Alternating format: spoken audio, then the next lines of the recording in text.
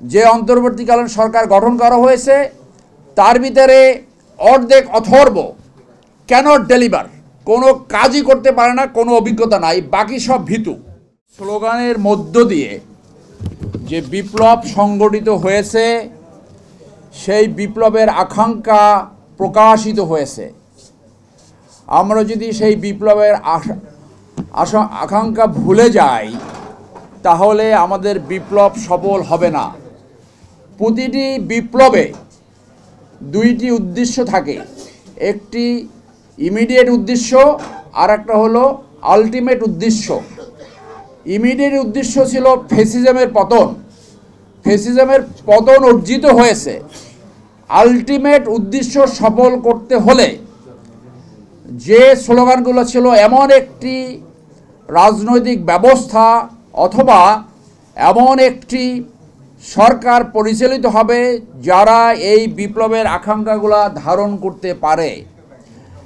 আমি মনে করি যদি আপনারা দেখেন, ইতিহাস যদি দেখেন, বিপ্লব উত্তর অথবা যুদ্ধ উত্তর যে এই আমাদের অন্তর্বর্তীকালীন সরকার গঠিত হয়েছে, এখন বলার সময় আসছে তারা অত্যন্ত দুর্বলভাবে গঠন করা হয়েছে। এর ভিতরে একজনও সাহসী লোক নাই।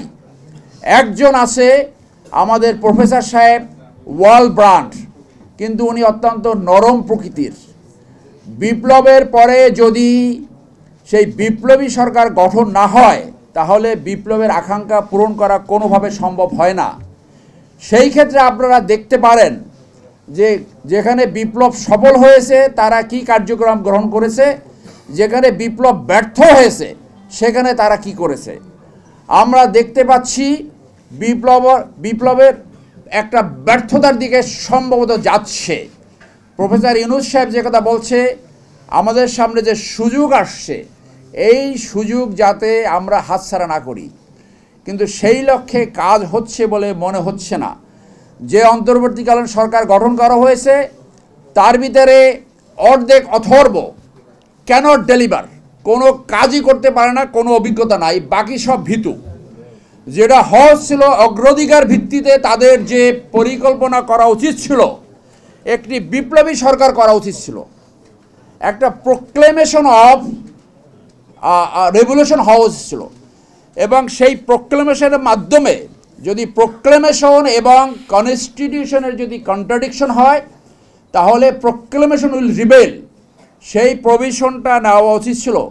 পৃথিবীর অনেক দেশে এখনও লিখিত সংবিধান নাই, অনেক দেশে।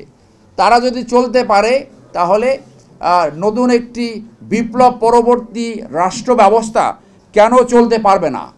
আপনি যদি সংবিধান পরিবর্তন নাও করেন তাহলেও এই সংবিধান 2 বছরের জন্য সাসপেন্ডেড রাখা উচিত ছিল। প্রায়োরিটি উচিত ছিল যে জেনোসাইড যারা করেছে, গণহত্যা যারা করেছে তাদের দ্রুত বিচারের সম্মুখীন করা। দ্রুত শব্দটাও আমরা বলতে চাই না, এখানে আমার একজন ফেলো ব্যারিস্টার রয়েছে। ট্রায়ালটা বিলম্ব যাতে না হয়। আপনি জানেন যে বাইডেনের ছেলের বিচার হয়েছে মাত্র 1 মাসে, ট্রাম্পের বিচার হয়েছে মাত্র 1 মাসে। তো তারা যদি পারে আমরা পারবো না কেন?